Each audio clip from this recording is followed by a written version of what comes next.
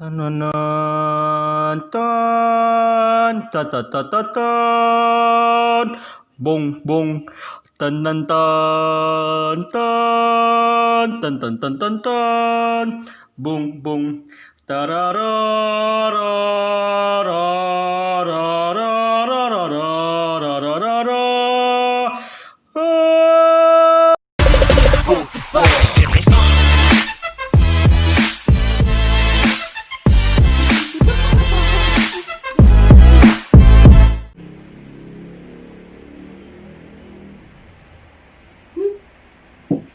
Hi netizens! How you all doing? Welcome to our vlog, or should I say, info vlog. This video is under General Physics 1, and our topic is uncertainty in measurement. We're going to have an experiment about measuring length to determine and estimate errors associated with measurements, and also determine which measuring device for length can give a more precise measurement. By the way, before we start, I am Ricael Medina, and let me present to you our group. The Ga Lux Squad! Hi, I am Jerry Manalang, leader of Galaxy Squad. Hey guys, welcome to our info vlog. I am Shikiam Tunggol and I'm from the Galaxy Squad. Hello everyone, my name is Kristan G. Mamaon from Galaxy Squad. Hey guys, my name is Marco Barangao, a proud member of Galaxy Squad. Stay tuned. For sure, marami kayong matututunan sa video na to, kaya let's start. But first, what are the things that we need to fulfill in this experiment? First, we need a clear or ruler. Second one, we need a matchbox. Third, we need a AAA battery. Lastly, we need a tape measure or metros.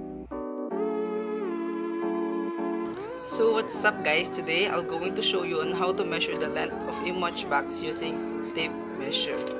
But first, just giving you some information about measuring the matchbox.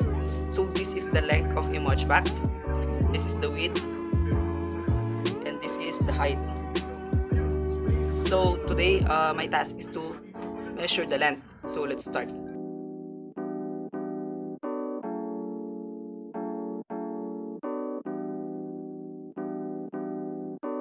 So in our first trial, we got the measure of 6.4 centimeter.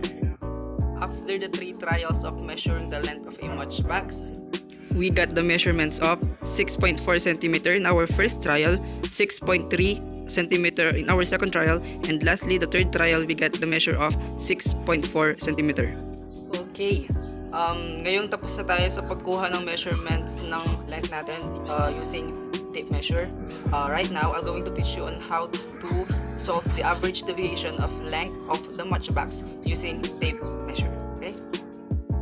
So ayan guys, this is the table in solving average deviation. Dito, ilalagay natin yung mga measurements na nakuha natin kanina.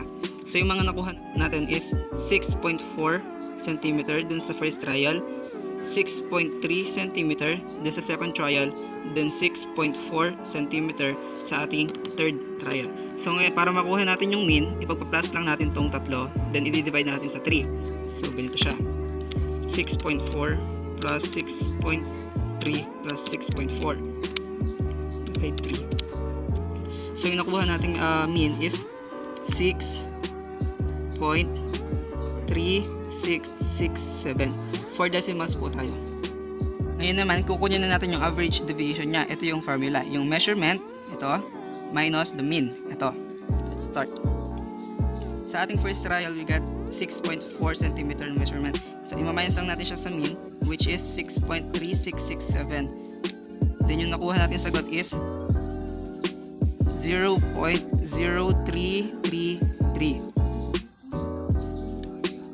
So, sa second trial na tayo. 6.3 cm minus 6.3667. Nakuha natin sagot is negative 0.0667. Dahil pareho lang yung nakuha nating measurement sa first at saka sa third, ikakopy na lang natin to.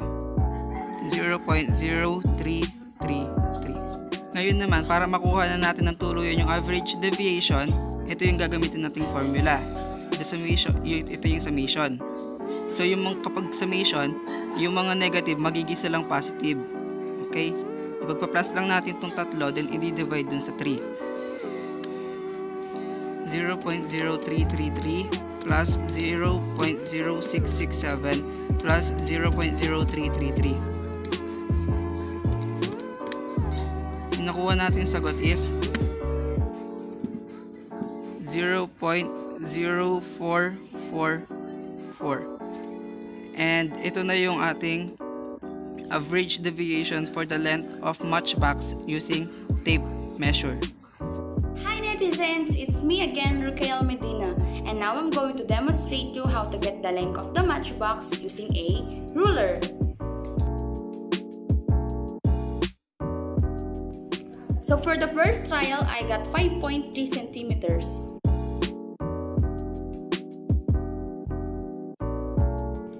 For the second trial, I got 5.4 centimeters.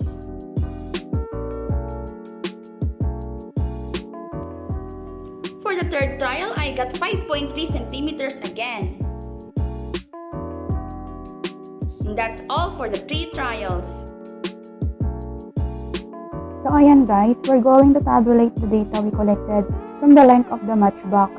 So ang nakuha natin sa first trial is 5.3 centimeter and the second trial is 5.4 centimeter, and for the third trial we got 5.3 centimeter again. And now for their average, we're going to add these 3 and divide them by 3.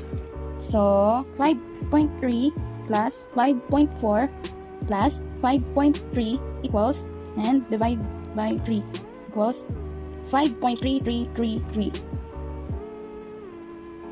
Ayan, so 4 decimals. So now we're going to get their average deviation. At ito ang ating formula. 5.3 minus 5.3333 equals negative 0.0333. And the next one, 5.4 minus 5.3333 equals 0.0667. For the next one, guys, dahil pala pareho lang ito, kakapi lang natin yung sa una. 0.0333. Now, we're going to get the average absolute deviation by using the formula summation of x minus mean over n. Ang gagawin lang natin is pag-add natin itong tatlo, tapos i-divide by 3. At dahil absolute ang kinukuha natin, yung mga negative magiging positive. So, let's start. 0.0333 plus 0.0667 plus 0.0333 equals, ayan, tapos divide by 3 equals 0.0444, and that's our average absolute deviation. So what's up guys, I'm here to show you how to measure the height of battery using tape measure or meters.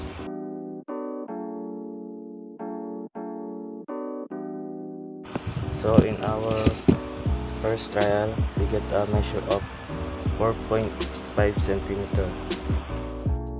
4.5 centimeter in the first trial, 4.6 centimeter in the second trial, 4.5 centimeter in our third trial. So guys, ngayon kung nating average ng 3 trials. Para makuha yung average ng 3 trials, kailangan natin i-add yung 3 trials and divide it in 3. 4.5 plus 4.6 plus 4.5 equals 13.6 divided in 3.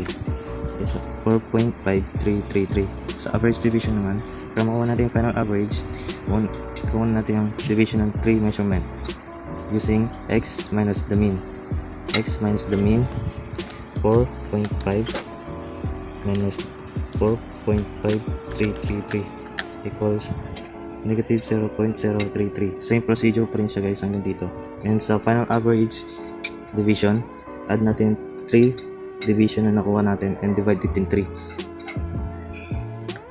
0.0333 plus 0.0667 plus 0.0333 equals 0.1333 and divide it in 3.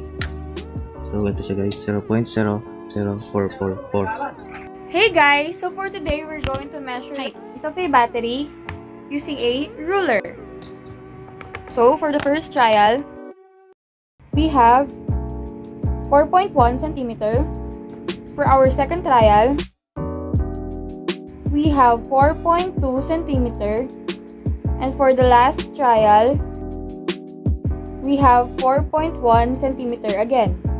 For the average, we're going to add the trials that we have determined earlier and we will divide it by 3. So, we have 4.1 plus 4.2 plus 4.1 is equals to 12.4. And we will going to divide it by 3. So the answer is 4.1333. Lastly, we're going to get the average deviation. This is the formula for average deviation. Sum of the absolute value divided by n. So the negatives will become positive. We're going to add 0.333 plus 1.333. And we are going to divide it by 3. So the answer is 0.444. So we filled out this table and we're done. Thank you. Hey guys, today I'm going to show you how to get the circumference of a dry cell or battery. In this method, I will be using 2 different materials and I will show you a different strategy in how to get the circumference of the dry cell battery. First, trial number 1. We'll be using a tape measure. All you have to do is simply wrap the tape measure around the dry cell. And where did it stop? It stopped at 4.5 centimeter. So that's for trial 1. For trial number 2, we will be using a string. And what we're gonna do is we're gonna wrap the dry cell with a string, just like this. Remember, where did it stop? Now, get your power meters and simply locate how long the circumference of the dry cell using the string. So, using the string, it's 4.6 centimeter. And lastly, just to get the final trial, we will be using back the tape measure again. Once again, using the tape measure, it's once again 4.5 centimeter. As you can see, even though we use different tools to get the circumference of the battery, the result is almost the same. Just barely a point difference. So that's it for my part. Thank you guys. So ngayon nakuha na natin yung mean, pwede na natin isolve yung ating deviation. So ito ulit yung formula, x minus the mean. Yung first trial natin is 4.5.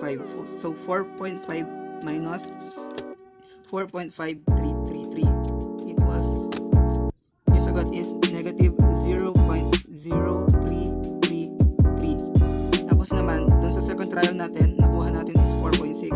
So imamayos lang natin yung ulit yung mean. Yung magiging sagot is 0.0667. Ngayon naman, ipagpa-plus natin yung tatlo. So yung mga negative, magiging positive siya para makuha na natin yung average deviation. So magiging 0.0333 plus 0.0667 plus 0.0333 equals over 3. Nakuha natin sagot is 0.0444. Ito na ang average deviation for the circumference of a dry cell using tape measure. Hi netizens! I'm back again to measure the circumference of the battery with a ruler with the help of a string. So, this is how it done. Papaikot mo lang yung string sa battery. And then, guys, kung saan siya nag-stop, yun yung measurement niya. So, sa ruler, for our first trial, we got 3.3 centimeters.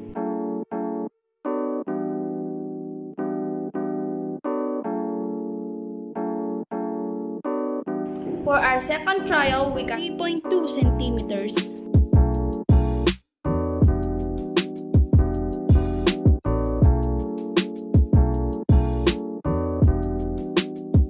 For our third trial, we're back at 3.3 centimeters. So that's all for the 3 trials. Getting the average.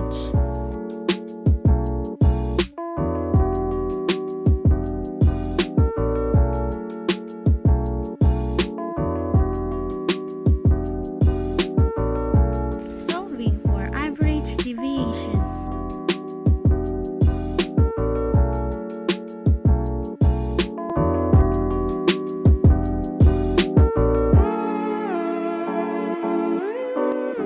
Solving for the average absolute deviation.